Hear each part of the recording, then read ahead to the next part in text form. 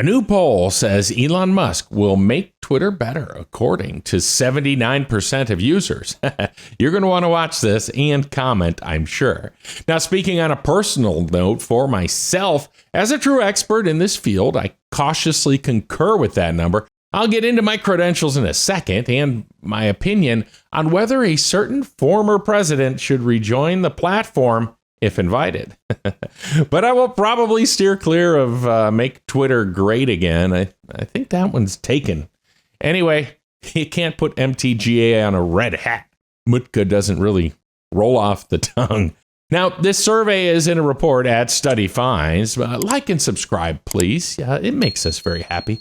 Now, remember, the transaction isn't final until it's, well, final. My cautious optimism is rooted in the fact that Musk appears to be owned by nobody. He has the money to not be influenced by outside sources. Regardless of your political beliefs, one thing is certain: things are going to change if the deal goes through. I mean, he seems to be pretty apolitical, with opinions on both sides of the aisle, at least. And that's my thought. Whether you agree with it or not, I have seen many comparisons recently to this move as being the electronic fall of the Berlin Wall, so to speak. And according to the survey, 4 out of 5 Twitter-using Americans are ready to welcome Elon Musk as the new leader of the company. Now, before we go too far, as a StudyFinds guy, that's me, I was also in the media business for many years, running digital assets for several large companies that include ABC and CBS. Well, I'm not speaking for them anymore. I have a plethora of experience in the online world, and this whole thing really intrigues me. I handled everything from basic websites in the early 2000s to social media and online streaming strategy when those things started to take off online. It doesn't matter what your side of the aisle is here to realize that something big is happening if this deal is consummated.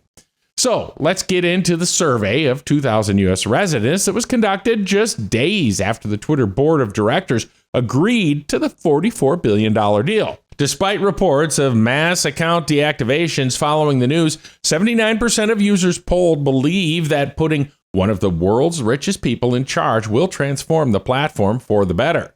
There have also been reports of large increases in follower counts, often for conservative users. In fact, sites like the Babylon Bee, which is apolitical, and others who have been banned have been reactivated on the site, including Fox's Tucker Carlson. Again, not alleging anything here, just pointing it out. Okay, now, 76% even claim they'll use their accounts more frequently because of Elon Musk taking over Twitter.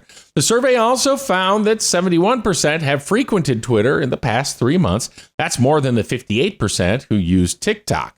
However, Twitter still is tied with longtime social juggernaut Facebook at 71%. According to the survey, 78% access the platform at least once a day, and 57% do so multiple times a day, predominantly for updates about news and current events. Now, if you're getting your news and current events from social media, please be careful. The data also suggests a strong correlation between Twitter fandom and Elon fandom, as those who have a favorable opinion of the platform were similarly likely to favor its new leader. 67% of those familiar with Musk add that they'd consider themselves a fan of his, including more men than women. If you split it up, that's 73% of men and 63% of women. Strangely, despite all that, 63% still don't think it's a good idea for Elon Musk to buy Twitter. This is where this starts to get a little odd. Well, as an investment, not sure I would buy it these days either. I've got better things to do with my $44 billion. Here are some more what I consider even stranger numbers. Regardless of social media usage, 53% of all survey participants agree that being a billionaire is fundamentally immoral, particularly millennials at 66%. Sour grapes, folks? Once I'm a billionaire, I think I'll be pretty good with it. And immoral? Sure, there are buttheads out there, but at least right now, Musk said he's not even concerned about the economics. Now, do we believe that or not? We'll see what happens. He's concerned about freedom of speech, he says, and how immoral is that? Anywho, hey, there are poor assholes and rich assholes. Not sure money really has anything to do with it. Just saying. At the same time, 61% agree that billionaires earn their wealth by being smarter than others, and 57% feel they should be able to do whatever they want. Well, whatever they want. How about whatever they want that's legal? I mean, overall, though, this is the United States, folks, and you don't have innovation without freedom and knowing you will be rewarded for your hard work. If you bring all kinds of successful products to the market, you get rewarded, and you might become a billionaire. In my little pea brain here, I think most of the benefits and inventions we have these days would not be here but for hard work and perseverance, with a promised benefit for the inventor or investor. You don't get a lot of innovation from people forced into work they don't want to do, or from people who are not rewarded for their creativity in a way of financial success. Well, many people do work they don't necessarily like. I think most are working towards a day they can move on or move up. That motivation goes away when the financial benefit for success goes away. I know people who make a pretty good living cleaning porta potties and septic tanks. Just saying. Oh, and smarter than others? Not so sure about that. A combination of luck and smarts is probably more accurate. I mean, one more unsuccessful launch from SpaceX could have been game, set, and match for Mr. Musk. Okay, and now here's a little bit of advice I have for the former president that we were talking about earlier.